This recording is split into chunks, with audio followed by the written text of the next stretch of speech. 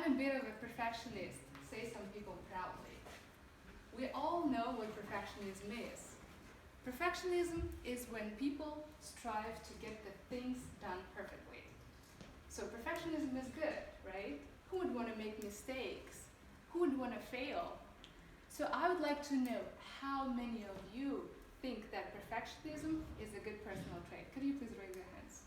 Okay, thank you very much. And how many of you think that it may impact you in a bad way? All right. Okay, thank you very much. So today, we're going to talk about the benefits and downsides of perfectionism. Perfectionists are high achievers.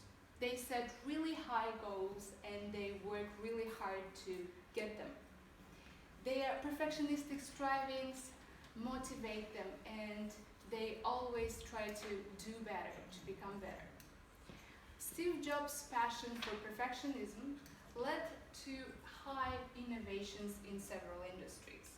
Thanks to him, we are all attached to the products that were produced by his company. Michael Jackson and Lady Gaga are also perfectionists, and we all get inspired with their work and performances as well, right? Stanley Kubrick was one of the most powerful and influential filmmakers in cinematic history. And I'm not going to talk a lot about them because you can actually Google it, but the point is their attention to detail made them happy, made them succeed. And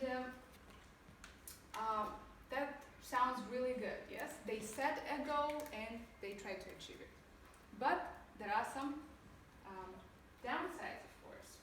So, perfectionists are self-critical. They're really harsh on themselves. They always try to beat themselves up by saying, I could have done it better, quicker, faster, in a different way. They're never satisfied with their work. Michael Jackson and Lady Gaga admitted that they are perfectionists. In one of the interviews, Lady Gaga said, yeah, I'm a perfectionist and it gives me anxiety. Her exact words were, I vomit before every show because every minute of my show has got to be perfect. Stanley Kubrick also suffered from anxiety and depression. When it comes to Steve Jobs, the same. And an Apple employee and his good close friend reported that he tried to find inner peace. So what can we get from these examples? That these people are really successful in the eyes of the whole world, but they don't think so. They're really unhappy inside. Because there is always that inner voice that says, not good enough, not good enough. When it comes to myself, I'm a perfectionist, and a while ago I was really proud of that because when you criticize yourself, you become better, you grow. It continued up to the point when I found out that I was in a depression for a whole year. And actually there are lots of examples of how perfectionism impacted me in a bad way, but I want to share with you some of them which are related to Toastmasters. So it's been 8 months since my last speech.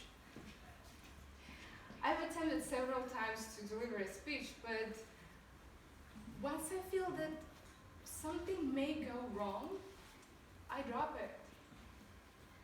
So either it should go perfectly or I don't do it at all. So that's called avoidance.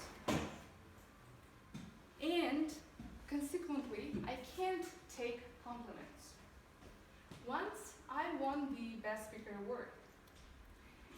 And after the meeting, club members approached me saying nice things. They said, Aizere, good job, well done. And I was like, no, one because there were only 3 speakers, including me. One of them just exceeded her time limit, and the other one just forgot his words. So what I'm trying to say that if any of you has noticed that you also possess this personality trait, maybe we should try not to be so harsh on ourselves and weaken our perfectionistic strivings. Let's praise ourselves for every tiny accomplishment that we have. Because achievement is not a methodology for happiness. We need more than that to be happy. So I personally choose to be happy. Thank you very much.